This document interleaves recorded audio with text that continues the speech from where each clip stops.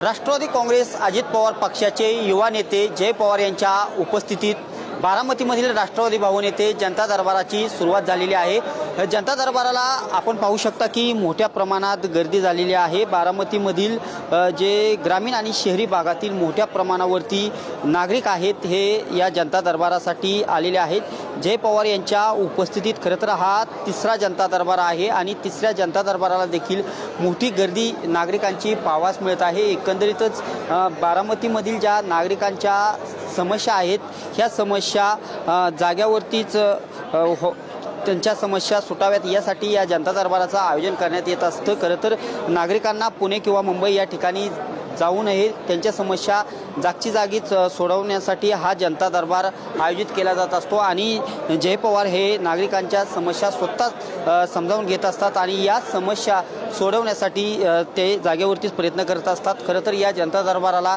बारामतीमधील जे नागरिक आहेत हे मोठ्या प्रमाणावरती दाखल झालेले आहेत। आपल्या समस्या आहेत ते जय पवार यांच्यासमोर मांडत आहेत आणि जय पवार ह्या समस्या स्वतः सोडवण्याचा प्रयत्न देखील करताना पाहावयास मिळत आहेत। कॅमेरा पर्सन अभिजित पिसेसह मी दीपक कापरे, TV9 मराठी, बारामती।